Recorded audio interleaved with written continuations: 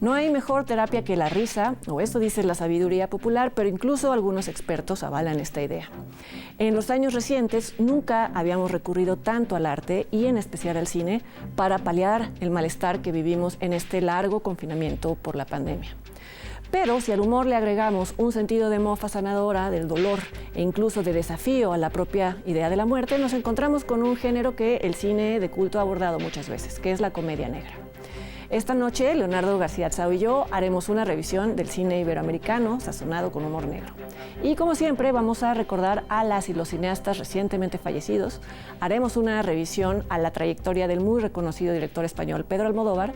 Y hacia el final, les vamos a dar nuestras recomendaciones de estrenos iberoamericanos en línea. Acompáñenos.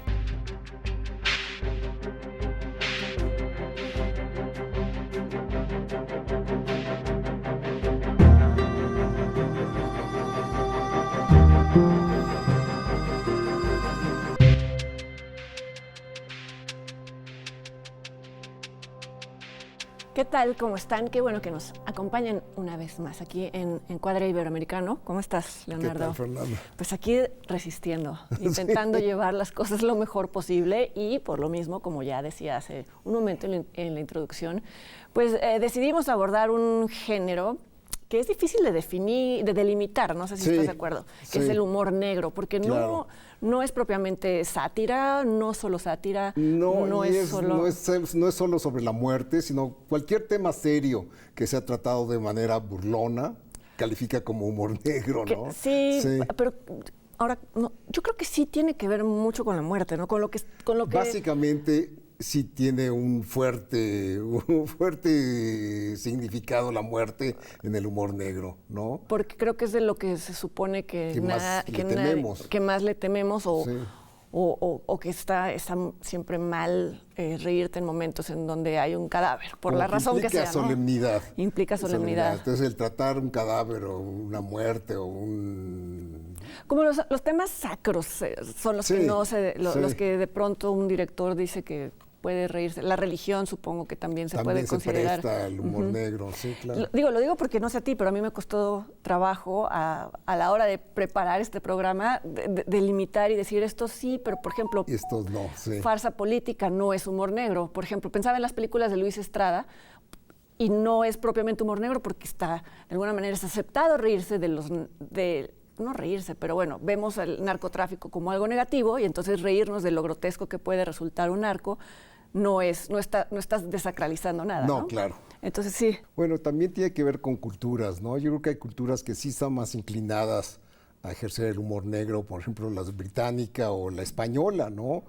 Ahora que nos toca por territorio la española es donde hemos encontrado muchos ejemplos, porque tiene mucho que ver con el esperpento, el humor español y con esa tradición grotesca, ¿sí? Que viene, por ejemplo, en los caprichos de Goya, o está como en su espíritu el burlarse de algo sagrado. Sí. Pues Buñuel mismo creo que es. Buñuel tenía mucho humor negro. Y además pensando en, por ejemplo, tal vez ninguna de sus películas es que es inclasificable Buñuel, ¿no? Sí. Más bien siempre hay toques de la religión, siempre todo lo que tiene que ver con religión en Buñuel, pues se burla. Totalmente, ¿no? Sí, pues, era brutalmente anticlerical. Un país tan católico, pues eso le creó problemas incluso, ¿no? En su momento. Supuesto. Con Nazarín, por ejemplo, yo recuerdo esta anécdota de que cuando había un público que decía que era una película muy católica y por el otro lado en algunas iglesias estaba prohibido verla, ¿no? Entonces estas cosas de Buñuel que además siempre todo el mundo lo interpretaba como quería. Claro, y en México también se nos da, o sea, con esa cosa burlona que tenemos, la celebración de la muerte y todo eso que nos adjudican los turistas, las calaveras de azúcar y demás, todo eso sí se nos da, sí hay un elemento de humor negro en muchas películas mexicanas, pero aunque sea elementos de humor negro, ¿no? No hay una gran tradición de humor negro, ¿no? Gran tradición, pero sí hay detalles de humor negro, ¿no? Sí. Pensaba también que otro tema es algo de lo que es difícil burlarse en la vida real y que en el humor negro se permiten las enfermedades, ¿no? Las enfermedades. Ahora yo creo que va a ser más complicado el tema de, por ejemplo, burlarse, de no burlarse. por ejemplo, esto va a ser interesante, Sí. ¿no? En qué momento va a ser va a estar permitido que te rías, no de una muerte, pero de las situaciones a las que nos ha llevado Que la ha sido pandemia. trágica, ¿no? Con Sí. miles de muertos. Digo, y esto tal, no, sí. se sale de Iberoamérica, pero incluso ya Netflix sacó un documental paródico sobre el 2020, no sé si lo has Sí, visto, ¿no? lo vi, sí. Que de pronto sí es fuerte, porque sí representaron en su momento tragedias, no nada más la pandemia, sino desde antes, ya veníamos arrastrando. Sí, bueno, fue el problema que tuvo Solo con tu pareja, de Cuarón, que en su Claro. momento fue tomada como burla del SIDA. Entonces muchos países se negaron a exhibirla o tocarla o exhibir. Digo, sí hubo un tabú que rompió por el hecho de tomar a chiste el SIDA, ¿no? Pienso también en malformaciones físicas, ¿no? Que, bueno, hay una película de la que creo que vamos a hablar más adelante cuando hablemos de nuestros favoritos, que es El esqueleto de la señora Señora Morales, sí, que es un clásico. en donde siempre aparece como motivo ella es coja. Ella ¿no? es coja, sí. Y pues también cada vez más es más difícil en el cine tocar temas así porque No, porque la corrección política ha impedido mucho que aflore ese humor, ¿no? Y bueno, adelantándome ya también a una de nuestras secciones, ya que vamos a hablar del cine de Almodóvar, pues también en Almodóvar hay mucho humor negro, momentos y elementos de humor, negro, sí. pero que algunos no hay ya- una sola película No. de él que se pueda definir de humor negro, ¿no? Pero sí pensaba hay que detalles. pero pensaba que algunas películas de Almodóvar ya no se podrían No. hacer ahorita. Bueno, ya platicaremos, de eso, sí. más adelante. Pensaba, por ejemplo, en una película argentina que en su momento fue rechazada y creo que después, como pasa mucho con las películas que en su momento la crítica destroza y después se se vuelven de recupera. culto, que es Esperando la carroza, Exacto. de Alejandro Doria, Sí. que tiene paralelos un poco con Mecánica Nacional, de la cual ya hablaremos. Sí. Y ahí un poco Que también... además la viejita es un travesti. Es un travesti Es un actor el que hace de la mamá. que ya se inmortalizó, siempre repetía ese personaje, lo invitaban a programas y demás. Y también ahí había una burla a la pobreza y a la miseria y a la muerte, porque finalmente la película planteaba que todos querían que todos odiaban a la matriarca de una familia porque les estorbaba y llegado el momento parece que muere y no muere y bueno, hay una serie de equívocos, pero ahí es más bien una comedia de esperpento, yo creo, ¿no? En donde todos los personajes juegan con el estereotipo de ser cornudos o ser, en fin, cualquier cosa deleznable que te pueda parecer. Sí, sí, pero te digo, es interesante eso de que sí nos tomó cierto tiempo meditar cuáles son nuestras mejores películas, ¿no? Porque generalmente la selección es más rápida y yo me tomé más tiempo porque yo dije, esa no es totalmente de humor negro, pero sí tiene como... Yo en sus esta detalles. búsqueda me topé con una película que no tenía idea de que existía en Netflix, Sí. que se llama Fe de Etarras, de Borja Coveaga, que pues, o sea, vamos, no que me pareciera incómoda a mí, pero me puedo imaginar que a mucha gente le hubiera podido parecer incómoda porque habla de un grupo de etarras que están eternamente esperando el llamado para cometer el acto en particular, pero nunca llega, ¿no? Y entonces en ese tiempo pues caen en cualquier tipo de situación chusca. Por ejemplo, se sitúa la película durante el Mundial de Fútbol de Sudáfrica, en el cual inesperadamente va avanzando España y esto siempre ven los partidos, pero para irle al equipo contrario a España, ¿no? Y por lo que supe, fue un poco delicada el estreno de la película, porque además se estrenó en el Festival de San Sebastián. Que está en la zona etarra por excelencia. Y entonces, sí. bueno, hubo toda una polémica porque los carteles de la película pues se mofaban un poco de... Ya desde el título. Sí, pero es una buena... Está en Netflix, si la quieren ver, con Javier Cámara, que es un excelente... actor que además que él está- es como el etarra que lleva más tiempo en el movimiento, entonces antes se comía mejor aquí porque conocíamos esto, o sea, como... o qué grupos terroristas son mejores que otros y los califican, en fin, situaciones chistosas que pues para mucha gente quizá no lo serían. También es eso, ¿no? El humor negro a lo mejor puede ser excluyente con ciertos grupos. Pero sí te digo, creo que en México ha habido, los cineastas jóvenes, por ejemplo, son muy irreverentes, entonces tienden por ejemplo, está la de Morirse en Domingo, de Daniel Gruner. Gruner, Bueno, las de Guillermo el Toro, Cronos, tienen momentos de humor negro cuando están en el forense, por ejemplo, el personaje de Tito, que interpreta Jiménez Cacho, es totalmente humor negro, ¿no? Así es, sí. Entonces sí, creo que esa generación tiene más feeling con el... Bueno, hablábamos hace poco, por ejemplo, de Belcebú, de Emilio Portes. De Emilio Portes, que también tiene... Que aunque en general es un thriller en la mayor parte de la película. Es una película de horror tal cual, es decir, se respeta las reglas del cine de horror, pero tiene detalles. Pero tiene sus secuencias, como la secuencia del Cristo que habla. Sí. Que es muy buñueliana a la vez. Sí, ¿no? Sí. Sí hay un fuerte Luis Estrada, como tú lo mencionaste, ¿no? Pero Luis Estrada, pero por ejemplo, ahí es un buen... En el infierno creo que todas las muertes son chistosas, no son muertes dramáticas. No son muertes dramáticas, pero son de personajes que uno que quisieras que mueran, pero... No, claro. Sí, es interesante encontrar las difereas. Tenemos nuestras favoritas. Nuestras favoritas. Sí. Y bueno, a eso vamos ahora. Vamos a hacer una pausa y después hablaremos cada uno de nuestras 5 favoritas sobre el tema. No se vayan.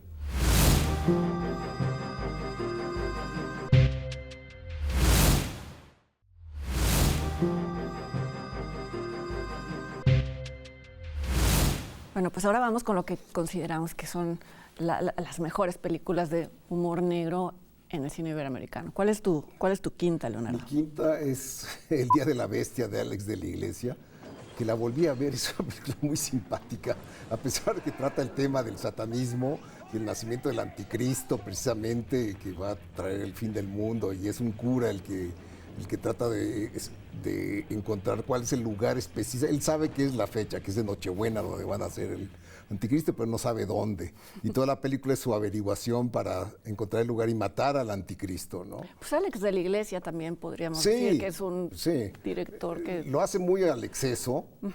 Todas sus películas después, creo que El Día de la Bestia me parece una de sus mejores películas, o su mejor, pero después ha tendido al exceso. Sí. ¿No? Te digo que los españoles tienen un pulso bastante macabro. Sí.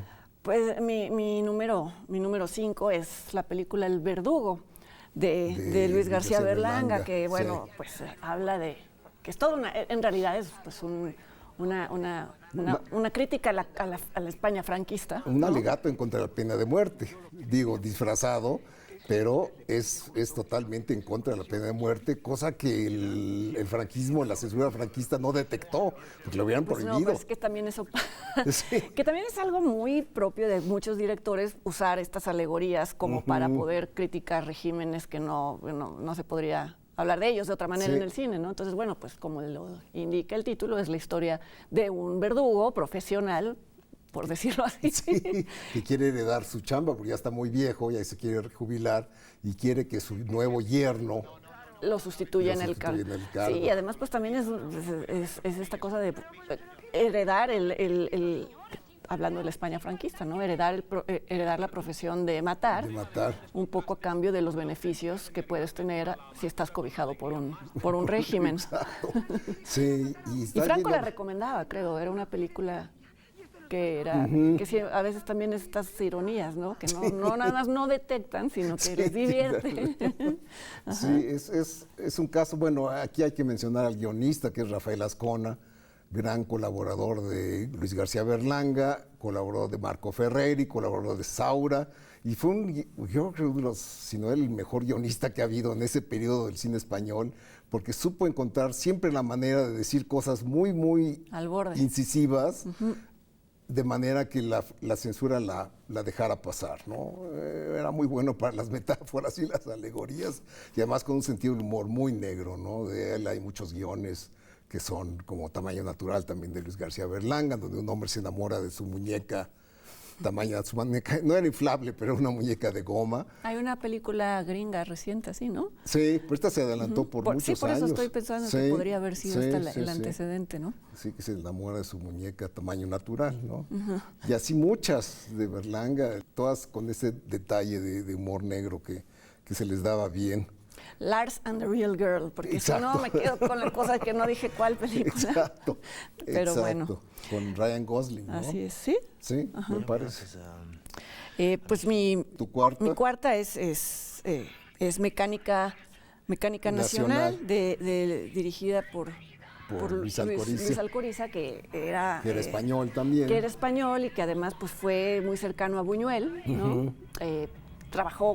Escribió muchos guiones de Buñuel, de sus películas pues, más notables. Entonces yo creo que heredó de él este gusto por reírse de lo... Sí, por reírse. Es que estaba pensando en el guión de otra película que vamos a comentar.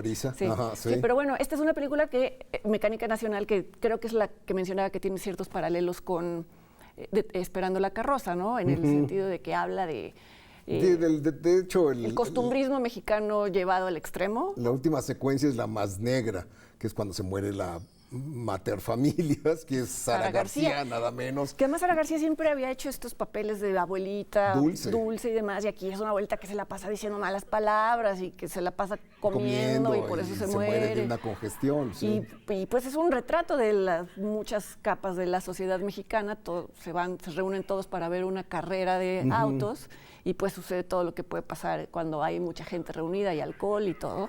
Borracheras, infidelidades. Todo. Pero al final siempre es más importante ver la carrera en lugar de estar velándola. Es muy divertida. Es muy divertida, sí. Bueno, mi cuarta es El esqueleto de la señora Morales, que fíjate que yo tenía un mejor recuerdo. No me digas, ¿la volviste a ver? La volví a ver ahora que pasó en el Canal 22 y yo no sé si el factor sorpresa cuenta mucho. Entonces, el saber, por ejemplo, que la va a envenenar, el saber que él también se va a morir, todo eso como que me fue quitando un poco el gusto. Pero es bien subversiva, ¿no? Porque la idea de matar a una... O sea, más, yo me acuerdo que hace poco la comenté, porque la recomendé y mucha gente decía, pero es que está proponiendo un feminicidio. Es lo que te decía, que ya se empiezan a empalmar los temas cuando pues es un universo muy, muy particular, el de la película, ¿no? Y además es un taxidermista, o sea, que siempre está con el elemento de la muerte. Pero él es un personaje muy jovial, muy vital, que disfruta de un filete y se le echa a perder la mujer, le echa a perder todo. La vida. Todos los placeres se los echa a perder la mujer. Sí. Creo que es la mejor película de Rogelio A. González, sin duda, con guión de Alcoriza, basado en una novela de Arthur Machen,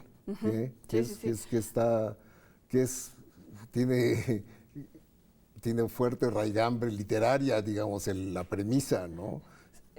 Me quedé pensando en el tema de que ella tiene una pierna más corta y eso es lo que al final les permite, resolver el misterio de si es o no el esqueleto, y esto pues también ya ahorita quizá no se podría tocar con esos tintes, ¿no? Sí. Es muy buena película. Muy buena. Mi tercera es El verdugo, de la que ya hablamos. Tu tercera es La muerte de un burócrata, película cubana. Sí, fíjate que la volví a ver, la puse entre mis favoritos, la volví a ver y digo, no es que me decepcione nada, pero bueno, más bien la recuerdo como un gran clásico y otra vez, hablando de directores que filmando dentro del país en cuestión, pues se atreven a hacer observaciones que quizá no se podrían, porque pues estaba hablando de todas las complicaciones burocráticas en las que se estaba convirtiendo el régimen, y sí me hace mucha gracia todo el tema que es muy latinoamericano también, ¿no? Totalmente. El tema totalmente surreal. De los trámites. Sí, ¿qué hiciste antes y qué hiciste después? Y todo va increciendo, un hombre que entierra a su tío con todo y la credencial que les permitiría honrarlo, como porque era un hombre que inventó una máquina, etcétera, ¿no? Y como no tiene esa credencial, pues no se puede, pues todas estas cosas que nos pasan todos los días, ¿no? Que te dicen quién eres y sin otro, en fin. Exacto. Entonces Gutiérrez Aliaga, creo que el mejor director que hubo en el cine cubano, el nuevo cine cubano de los 60, y sobre todo le gustaba estar sobre el filo de la navaja, ¿no? Sí le gustaba como ver hasta dónde podía decir algo que pudiera molestar a las autoridades. Es que en esta película, por ejemplo, todos los discursos grandilocuentes y pues, la máquina hacía bustos en serie de José Martí, ¿no? Son detalles de humor. Más allá de la crítica a la burocracia, pues está la crítica al discurso, en donde todo lo demás está derrumbando, pero hay una idealización del héroe, ¿no? Sí, por eso él fue el autor de Fresa y Chocolate, que es una película que se atrevió a hablar de la prohibición o del veto que había hacia los homosexuales, ¿no? En Cuba. Que ya la comentaremos. Ya la comentaremos, sí. Bueno, mi segunda es Relatos Salvajes, también es tu segunda, ahí coincidimos totalmente, Sí. que es una colección de episodios muy chistosos de Damián Cifrón, que estuvo de competencia del Festival de Cannes, y me acuerdo que hubo muchos, sobre todo latinoamericanos, que dijeron, ¿cómo es posible que pongan esta película en competencia? Yo la agradecí tanto. Después de ver muchas Sí, cosas de arte, ¿no? sí, no. Yo recuerdo que vi algo súper pesado un poco antes y yo dije, y esta era la última película del día, y dije, hijo, todavía tengo que ver la Argentina. Y me alivianó totalmente el día. Y además es raro que las películas, sucede con las películas episódicas que son disparejas, ¿no? Sí, y esta, la aquí verdad, es bastante bien, sí. No, hay episodios que uno recuerda más. A mí me encanta el de la carretera, el de Leonardo Sbaraglia contra el de los rivales. el bully de carretera, y luego el de Bombita, el del... Y además ese episodio ya es como referencia, ¿no? Yo creo que Sí. mucha gente cuando habla de furia del camino, como se llama esto, de que sí, ya no, sí. dicen como en relatos salvajes, ¿no? Salvajes. Cuando ya estás en el momento en el que todo te pasa y todo va para peor y también hay la burocracia una vez más como tema de lo que nos pone muy mal a nosotros. Sí.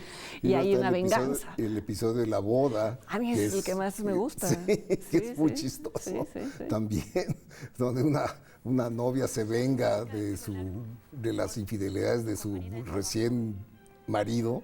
Y lleva todo al límite, ¿no? Y lo lleva todo al límite, destroza la fiesta. Pero al final, bueno, si no la han visto, ya se pasaron Sí, ya mucho se tiempo, pasaron, ¿no? sí. Pero al final es quizá lo único que les permitía reconciliarse, ¿no? Sí, yo la volví a ver ahora que para preparar el programa y me reí igual que la también. primera vez, sí, sí. me pasó al revés que a ti con el el esqueleto. esqueleto de la señora Morales. Y bueno, mi número uno es él, de Luis Buñuel, que yo aquí también hago una especie como de extensión. De trampa. De trampa, como yo te acuso. Exacto. Sí, porque no es exactamente... Digo, pero el humor negro se da también en la relación de pareja, y en este caso es tan brutal la relación entre Arturo de Córdoba y su esposa, que es de humor negro, ¿no? Cuando la acusa de todo, la cela, la vigila cuando duerme. Es horrible, y hasta ¿sí? el final hasta se sugiere que le quiere coser el sexo, ¿no? Una maldad de Buñuel que digo, la censura también mexicana se le fue. Es una de... Sí. Pero es evidente que es lo que quiere hacer. Y bueno, él acaba en el delirio, ¿no? Que en una secuencia muy de humor negro en una misa, en una iglesia donde él siente que todos se burlan de él y acaba atacando al cura, ¿no? Acaba caminando en zigzag, que es el Sí. propio Buñuel, ¿no? Sí, Además, sí. Sí, yo lo hubiera puesto, pues, o sea, si no hubieras hecho... No, no es cierto, pero es de mis películas favoritas. No, yo creo que es de lo mejor de Buñuel. Digo, es difícil de escoger una Sí, sí. preferida de Buñuel, la tiene tantas, pero Buñuel en tono ligero creo que es su mejor película, Y es, ¿no? yo creo que la mejor actuación de Arturo de Córdoba, Sin ¿no? duda. Este y El esqueleto de la señora Morales son sus Curiosamente. dos mejores De dos interpretaciones. desquiciados. Bueno, no, en el otro no es un No, desquiciado. el otro es un... Tenía razón. ¿Ves? No se puede No decir. se puede. Pero sí, él es una joya. Y si alguien no la ha visto, por favor, no sé dónde se pueda ver. Ay. No está en plataformas. No, van a Hay que tener que navegar. por navegar, ahí. sí, Ujú, sí, sí. Porque Incluso está a la DVD, venta en DVD. Pero incluso sí está difícil conseguirla, Conseguirla, Sí, sí. yo he intentado y no. No. Pero bueno, sí se puede ver por ahí. Y pues mi número uno es El esqueleto de la señora Morales, de sí. Rogelio González, que bueno, pues ya comentamos. Pues sí.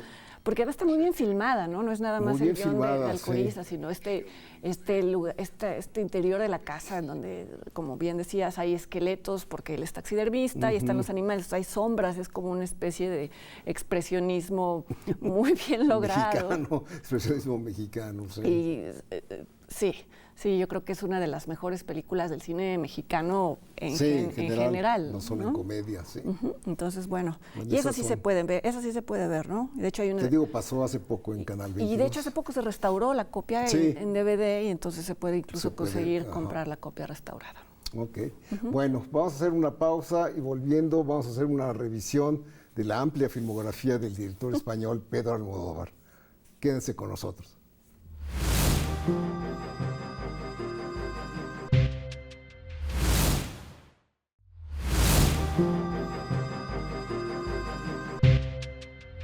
Pues ya estamos de vuelta y como hacemos cada programa en el que dedicamos un segmento a hablar de un director importante. Creo que este es sin duda uno de los directores latinoamericanos vivos, iberoamericanos vivos más importantes más y célebre, que además. más ha influido en generaciones de directores, y no nada más de directores de cine, sino en formas de vida, ¿no? Ya se puede hablar de lo almodovariano. Sí. Sí, un director que yo creo que en la parte final del siglo XX y el inicio del siglo XXI es el más importante de España. Sí. Sí, es el que ha sostenido una carrera muy notable, porque además empezó de manera muy primitiva y ha denotado un progreso impresionante. Es un director que pasó a ser un esteta del cine, ¿no? Cuando empezó filmando así muy descuidado, después que era parte de su estilo, pero después se volvió un esteta, te digo, un estilista visual, sí. Estilizando su propio estilo, valga la redundancia.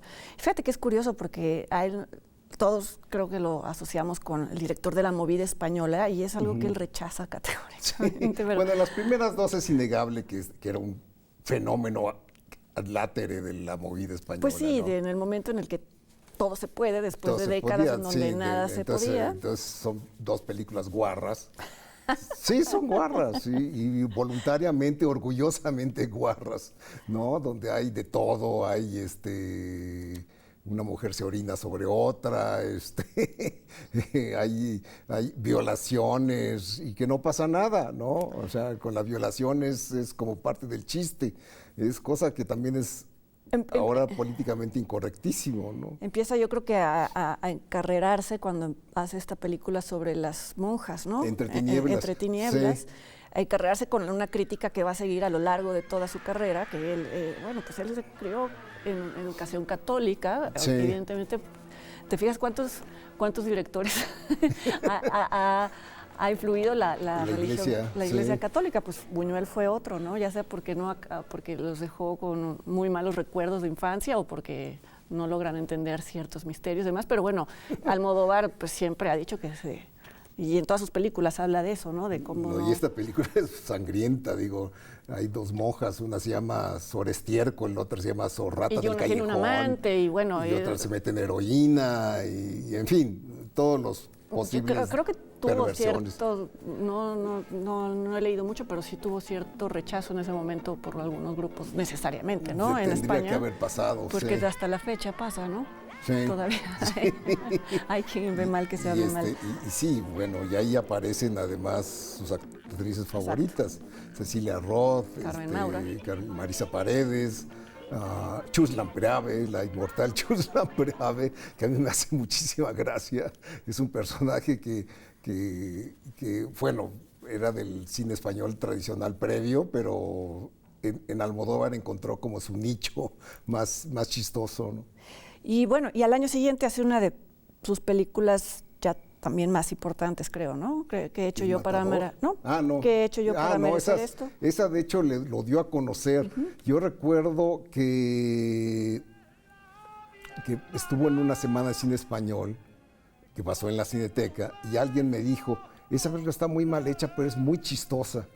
Entonces hay que echarle un ojo. Hay que echarle un ojo, ajá. Entonces yo me sentí atraído, la vi y realmente la pasé muy bien. Es una película muy divertida, sí. Y donde ya se muestra un poco ya, aunque no le quedaba tan bien, pero ya se muestra un poco su interés estético, ¿no?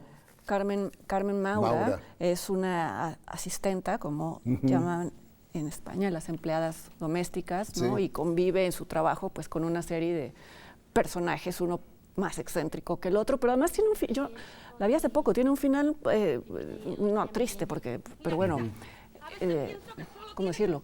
Un poco amargo, porque agridulce, exacto, sí. Porque ella decide dejar muere su marido, en fin, sí. Pero hay una especie de liberación que también va a ser otra de las constantes del cine de Almodóvar, de personajes que dejan atrás todo para ser quienes son en realidad, ¿no? Sí, sí, y después sigue Matador, que es esta y La Ley del Deseo, creo que son ya sus aproximaciones serias al tema del amor gay, ¿no? Cosa que antes había sido de cachondeo, como dicen los españoles, toda la cosa sexual era como una gamberrada, ¿no? Y aquí sí es vista dramáticamente, melodramáticamente, que es el género favorito de Almodóvar, ¿no? Sí, de hecho, La Ley del Deseo podría un poquito verse como, bueno, para decirlo de otra manera, hay como huellas de La Ley del Deseo en Dolor y Gloria, ¿no? Sí, en claro. donde estos directores, en donde se reúnen con personas. Y además son las dos películas en donde ya Antonio Banderas se da a conocer. Bueno, Antonio Banderas debutó en Laberinto de Pasiones. Es verdad, sí. Era un jovencito, era un chavito. Y aquí ya tiene papel protagónico. Sí. Y siempre sus mejores papeles fueron para Almodóvar. O sea, donde hasta mejor actuado ha sido ¿no? en películas de Almodóvar, sí. Como lo hizo hace poco en Dolor y Gloria, ¿no? Sí, no, que dio una estupenda actuación, ¿no? Pero bueno, después siguió su mayor éxito internacional, que fue Mujeres al borde de un ataque de nervios, que fíjate que la volví a ver y se me cayó. Yo la recordaba muy divertida y ahora me pareció muy manierista y como muy... ¿Estudiada? Muy estudiada, sí, como muy estudiada en cuanto a su estética, en cuanto a la música. Digo, es la primera que sale con una canción ranchera de Lola Beltrán en los créditos. Ya son los créditos muy almodóvarianos con las letras, la tipografía de Almodóvar, las fotos, en fin. Es una película que sí es como Almodóvar puro, pero te digo, a mí me decepcionó la segunda visión. Sí, yo creo que no la he visto desde que la vi la primera vez, sí. Pero bueno, recuerdo a Carmen Maura, ¿no? Carmen Maura esperando que el amante recoja sus cosas y relacionándose con una serie de personajes extraños, sí. Que es como también algo que empieza luego a ser un poco recurrente, repetitivo. Sí, es una fórmula. Decíamos Leonardo y yo antes de grabar el programa que a veces costaba trabajo distinguir las películas. Porque muchas se parecen. Muchas se parecen, sí, tienen casi tramas, no idénticas, pero que se relacionan entre ellas. Una estética muy parecida, con colores pasteles, en fin. Pero bueno, es una película tan exitosa internacionalmente. Sí, si tuvieras que decir esto es Almodóvar, pues pondrías, ¿no? Si tuvieras que mandar al espacio una cápsula, no dijeras, este es nuestro director Almodóvar, es la película que mandaríamos. La querían hacer un remake en Hollywood, por suerte nunca se hizo. Por suerte nunca se hizo. Pero ¿cómo haces Almodóvar en Hollywood? Le tienes que quitar todo porque todo estaría prohibido. Sí, claro. Como sería el caso de la siguiente película, pues sería imposible, que es Átame, ¿no? Átame, es una película que hasta en su momento, y te digo, yo la vi en el Festival de Berlín y recuerdo la conferencia de prensa fue muy agresiva porque dijeron, ¿cómo es posible que usted plantee una relación amorosa entre un secuestrador y su víctima? ¿No? Entonces la gente decía... Hace 20 años. Hace 20 años, imagínate ahora. Y al final todos se van muy contentos en un coche cantando en un himno como a la libertad, ¿ves? Siempre se van. Sí, con Victoria Abril, primera vez que trabaja Victoria Abril con Almodóvar y Antonio Banderas como el secuestrador. Sí. Y bueno, después empieza lo que tú hace rato llamabas su etapa oscura, ¿no? Sí. Yo digo que aquí da un pequeño bajón.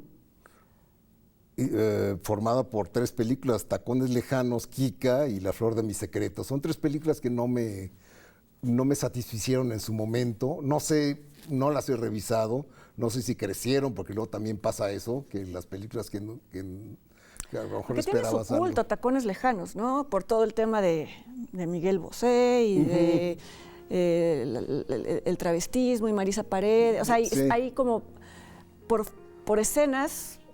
Es de estas películas que se pueden fragmentar y esos fragmentos dan pie como a fans, ¿no? Creo que estas películas son mejores en partes que en el todo. Las 3 son como... Kika, Kika sobre todo por Rosy de Palma, ¿no? Creo que es uno de los personajes... Verónica Forqué era Es Verónica Forqué, ella es la maquillista. Sí. Pero es una película oscura también, ¿no? Es una película en donde se habla de cosas... provocadora. Sí, hay una violación a cuadro. A cuadro. Y eso también, sí, creo que, no sé si nosotros hemos cambiado o qué, pero antes no incomodaba. Pero ahorita sería como muy difícil de ver, no lo sé. Sí, definitivamente. ¿No? Y bueno, creo que empieza después una muy buena etapa, que empieza con Carne Trémula, que es otro melodrama, o como dijo un crítico español, un almodrama, que es la historia de un policía paralítico, la mujer que era la ex mujer del hombre que le había disparado y lo había, Es un thriller, le había hecho lo había convertido en paralítico. Con ¿no? guión de Ray Loriga, ¿no? Me Exacto, sí.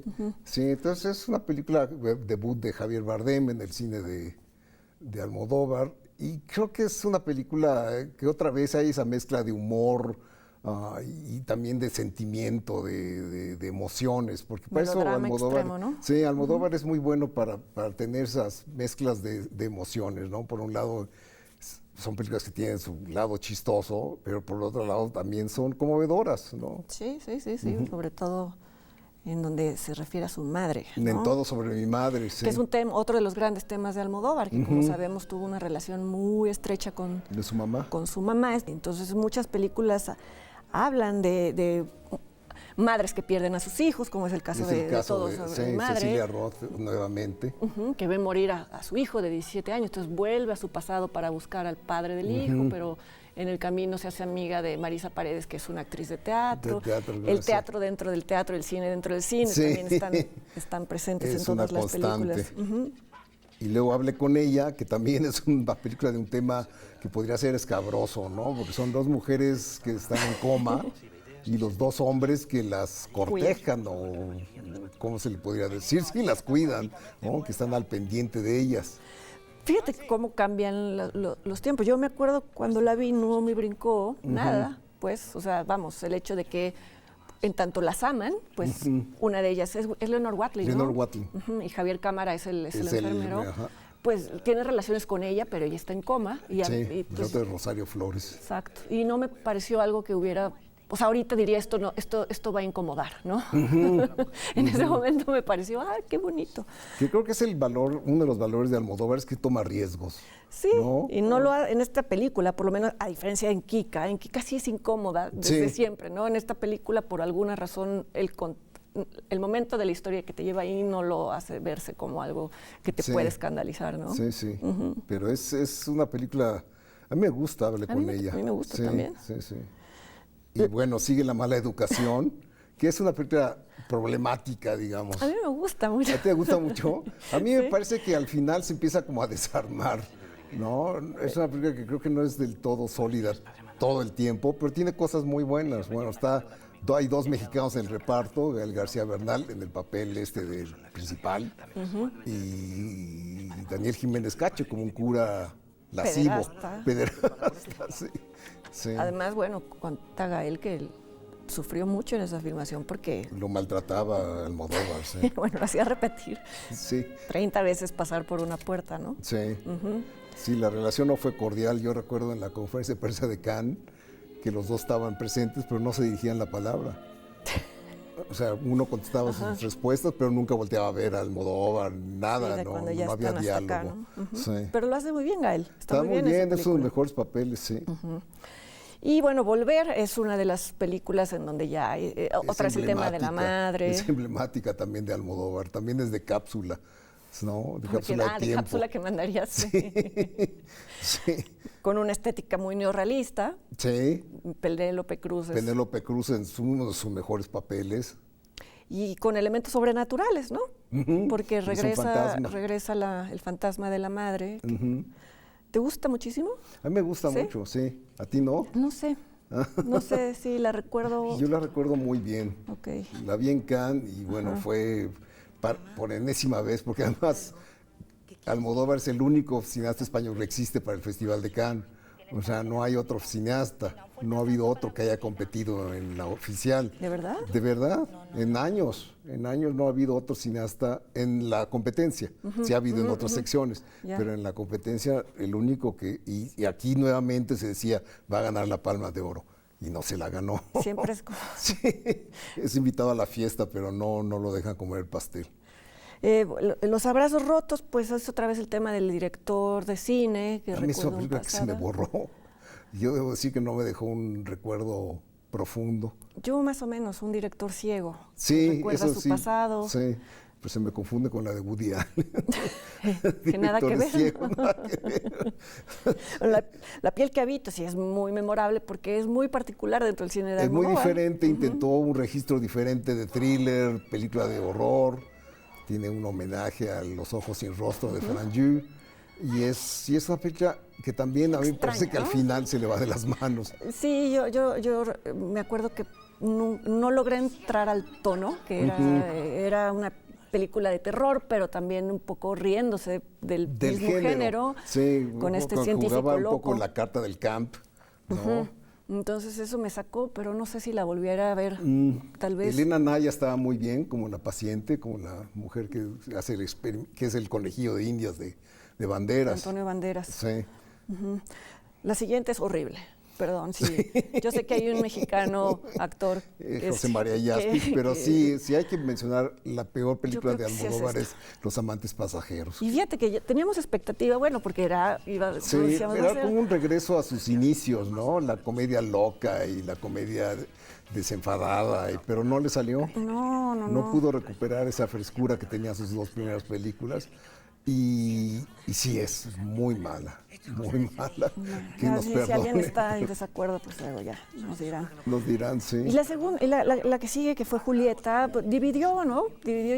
Yo creo que mucha gente la odió, francamente. A mí no me molestó. A mí me parecía que la película terminaba cuando debiera haber empezado, que era cuando más interesante se planteaba la relación entre las mujeres, ¿no? Una madre que no se hace la idea de que su hija ya no está, ¿no? Sí. Sí, pero la destrozaron, creo que algunos. ¿De veras? Sí. Está de moda también tirarle al Almodóvar, el backlash, ¿no? claro. ¿No? Y Dolor y Gloria, que es su película más madura, sin duda, ¿no? Es una película de reflexión personal, una reflexión de mucha autobiografía y de una fuerza emocional muy, muy fuerte, muy, muy intensa. Perdió en Cannes, pero ganó Banderas. Que yo creo que es agridulce para él, ¿no? Porque es como, ¿no? Además Banderas interpretándolo a él, ¿no? Entonces como hay su alter ego. Pero en fin, premiadísima. Yo creo que es una de las películas que más hemos comentado en este programa, En este programa la hemos comentado de sobra, sí. Y sí, a mí me gusta mucho. Pues y bueno, y tiene una que no hemos visto, es un corto que hizo para el Festival de Venecia, que se llama La voz humana. Con Tilda Swinton, ¿no? Sí, basada en un texto de Jean Cocteau. Bueno, pues este es a grandísimos rasgos Pedro Almodóvar. Muy apresuradamente, pero ese es el cine de Pedro Almodóvar. Ya no podíamos seguir el programa sin hablar de Pedro Almodóvar. Exacto. Y bueno, a continuación vamos a ver una cápsula hecha por Canal 22, una entrevista con el joven actor Armando Espitia.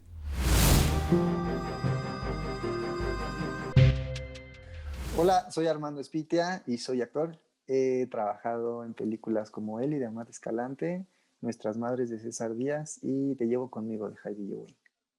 Antes de empezar en cine llevaba muchos años haciendo teatro y girando en México con teatro para empresas, que hacíamos unas obras súper bonitas y que aprendí muchísimo. Esa compañía con la que trabajé fue mi escuela.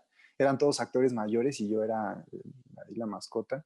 El set de Eli fue la mejor escuela para el cine que pude tener, y Amat y Lorenzo Haberman y Nicolás Celis fueron los mejores maestros que podía tener, y fueron 3 meses, es de mis rodajes más largos, un poco más de 3 meses pienso, y además el más inmersivo, ¿no? Me llevaron a vivir allá antes, viví en el set, o sea, en la habitación, en la cama del personaje viví como por una semana hasta que les dije no puedo más. Yo creo que justo el camino después de Eli ha sido lo más difícil, los 2 o 3 años siguientes después de Eli, lo más difícil y de lo que me siento más orgulloso.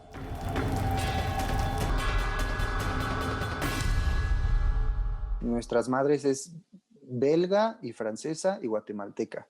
Y nada más Emma Dib y yo, los actores, somos mexicanos.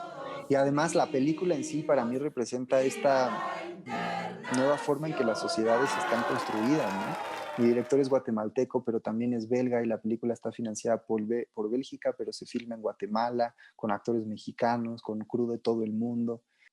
No sabíamos qué podía pasar, moríamos el director y yo porque quedaba en Berlín, nos hubiera encantado, ¿no? Ese es el perfil de esa película con ese festival, y al final queda en el Festival de Cannes, que es, pues, creo que el más importante, y ya quedamos, enloquecimos, y en la Semana de la Crítica ganamos Mejor Guión nada más, y de repente al final gana la Cámara de Oro, que a mí numéricamente me parece el premio más difícil de ganar. Tú eres lo más hermoso que me ha pasado en la vida.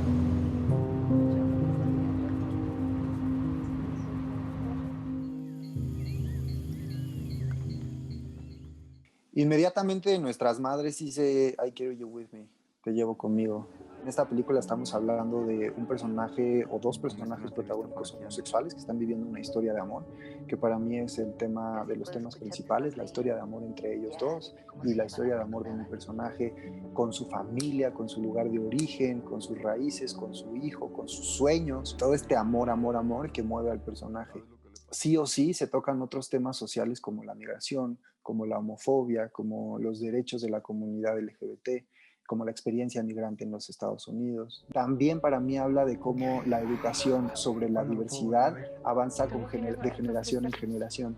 Digamos que nuestros padres dieron un paso, tú y yo vamos a dar otro paso, y los que vienen abajo van a dar un paso más y un paso más. Ayer se cumplió un año que estrenamos en el Festival de Cine de Sundance. Al inicio de la función tuvimos un encontronazo con un señor que quería usar mi asiento y me movieron y no, y un señor muy gruñón. Y después nos dimos cuenta que era un crítico y que tenía una libretita y ya lo dejamos en el lugar que yo estaba utilizando. Y Gerardo e Iván, los personajes reales, digamos que eran los que me habían defendido y habían tenido el encontronazo con este señor. Este señor había dicho, me quiero sentar en la orilla, era un señor mayor, dijo, me quiero sentar en la orilla porque es probable que me vaya a los 10 minutos de esta película. Y él no sabía quiénes éramos. Y el señor se quedó toda la película, al final en el Q&A hizo preguntas, y cuando ya nos íbamos, estábamos subiéndonos a la camioneta, y el señor, que apenas podía caminar, vino, paró la puerta y les dio la bienvenida a ellos, a Iván y a Gerardo. Les dijo, llevan muchos años aquí, pero yo, como un hombre gay blanco, les doy la bienvenida, ustedes son nuestra comunidad, como norteamericanos, pero como de la comunidad LGBT también, y fue momento de llorar. Este encuentro de eso, dos seres humanos que se unen por el cine. Al ser eso una coproducción gringa y mexicana, bueno, estadounidense y mexicana, tiene posibilidades para entrar en los Oscars y en los Golden Globes, y te decía hoy que la nominaron a Mejor Ópera Prima en los Spirit Awards, y pues prácticamente para cualquier premiación norteamericana, bueno, estadounidense, y también para las mexicanas. No dejes de confiar en mí. Solo lo recibo como un orgullo gigante, como un regalo grandísimo de la película y de la vida, y ya veremos qué pasa.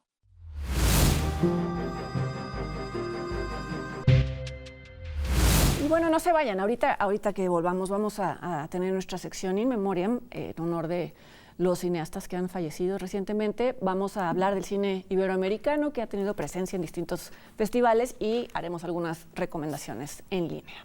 Aquí nos vemos.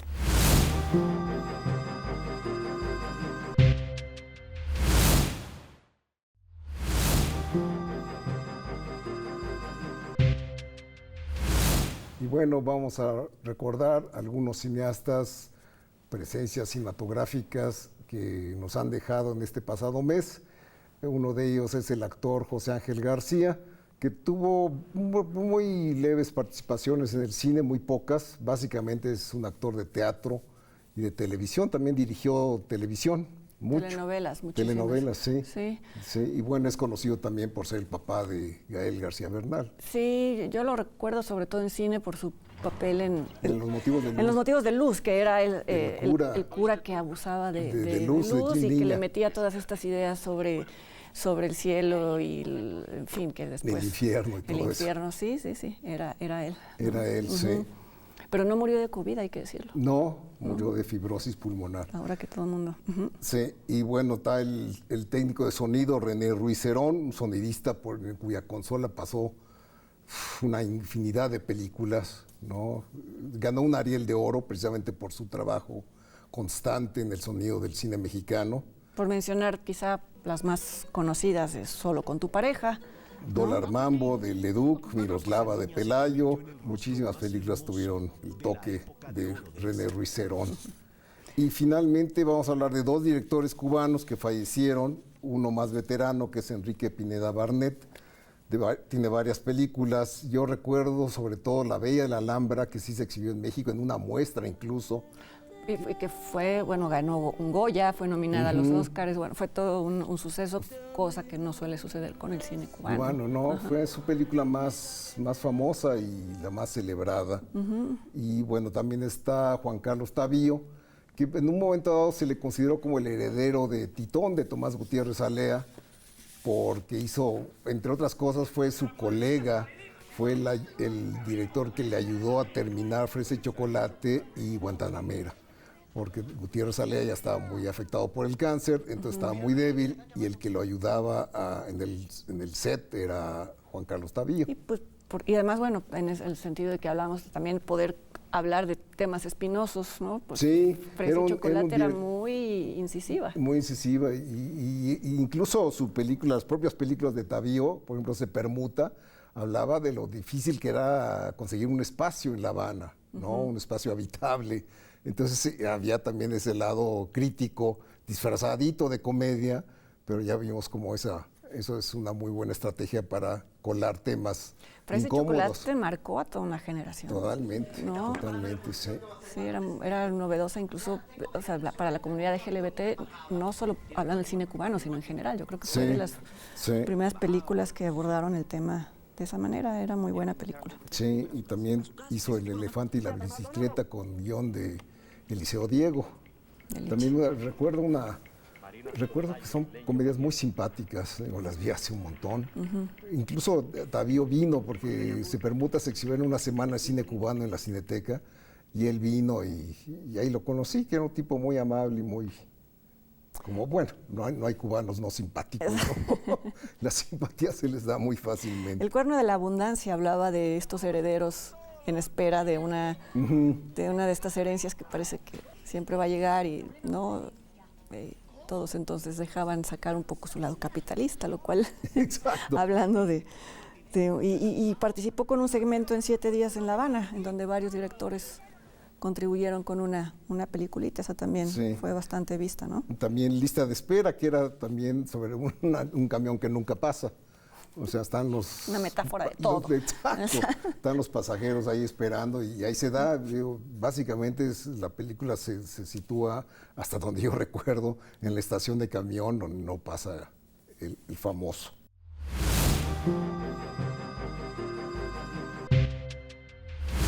Bueno, y ahora vamos a hablar de los festivales donde hay presencia iberoamericana. Está el Festival de Rotterdam, en Países Bajos, en Holanda, que tiene en competencia una película dominicana, que es raro, una coproducción con Puerto Rico y Qatar, se llama Liborio, debut del editor Nino Martínez Sosa. Está la brasileña Madalena, ópera prima de Mariano Marchetti, y está Destello Bravío, de Ainhoa Rodríguez, de España. Y en la sección de Big Screen Competition está la película Aurora, es una película costarricense de Paz Fábrega, Garro Rey, de Renata Piñeiro, de Brasil, y El perro que no calla, que también estuvo en Sundance, de Ana Katz. Que también es actriz. Hay siempre mucha presencia, bueno, no siempre mucha, pero Rotterdam es un festival que muy interesado en el cine latinoamericano. Sí. Bueno, y en FICUNAM tenemos un adelanto. El festival se va a realizar en marzo, va a ser virtual, y tenemos las películas mexicanas que van a estar en la sección Ahora México, que es ¿Qué harás cuando Dios muera?, de Hugo Villaseñor Alcázar, Cosas que no hacemos, de Bruno Santamaría Razo, que ya hemos comentado. Porque estuvo en varios festivales antes.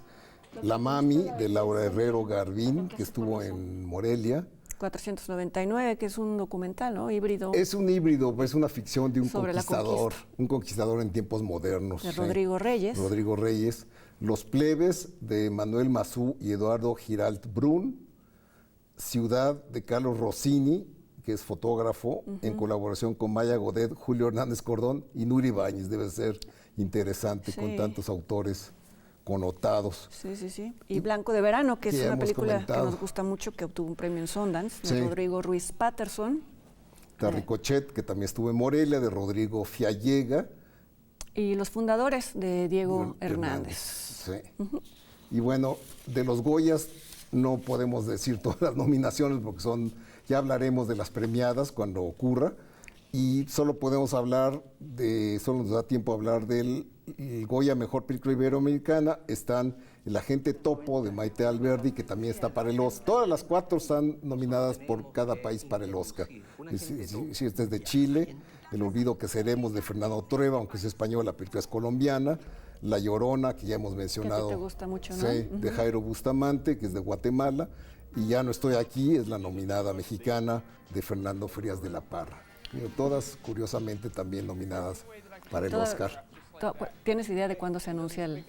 No, ¿verdad? Que como se han cambiado tanto las fechas. No, se va a retrasar, obviamente. Todo, por sí. por el COVID. Esto que nos está pasando, ¿verdad? Sí. Y bueno, recomendaciones en video, tenemos 2 títulos. Que, bueno, una es un estreno en cines, que es Bacurao, Tierra de Nadie, película de Clever Mendoza Filho y Juliano Dornelles. Que ya la llegamos a comentar aquí en su momento. Es una película extraña, tiene varios tonos. Toca varios géneros. Sí, y acaba con una balacera entre unos gringos invasores y el pueblo que defiende Bacurao, que es una especie de tierra imaginaria, porque no está en el mapa. Y una especie de gringos mercenarios que viven dentro de una especie de videojuego, es decir, se desenvuelven como si vivieran como si mataran en un videojuego. Es interesante, bueno, es un poco de ritmo desigual, pero es interesante. Sí. Tiene atmósferas que son interesantes. Y Canción sin nombre, que también ya hemos hablado de ella, está en Netflix ahora, y es de Melina León, película peruana, muy, muy bella película, muy estrujante, el caso de una madre que va a dar a luz y le roban su hijo. Y el periodista que se encarga de investigar el caso, pero todo esto sucede durante la presidencia de Alan García, cuando Perú está viviendo circunstancias muy difíciles, entonces, bueno, están ellos detenidos y amenazados por todos lados. Es muy hermosa visualmente, además. Blanco y negro. Sí. Está en Netflix, lo acabas de decir tú. Sí. Y Bacurao está en cines. Está en cines, esperemos. Esperemos, en los cines que sí han abierto en México, Exacto. en algunos lugares de la República. Sí. Y pues bueno, eso es todo por el momento. Esperamos que algo de lo que hayamos comentado les interese. Hay muchas películas que se pueden ver en línea y esperamos sobre todo que nos acompañen el siguiente mes aquí en otra emisión de Encuadre Iberoamericano, donde damos a conocer los logros del cine en nuestros países, en festivales y en donde se dejen ver. Gracias, Leonardo. Gracias a ti. Hasta luego.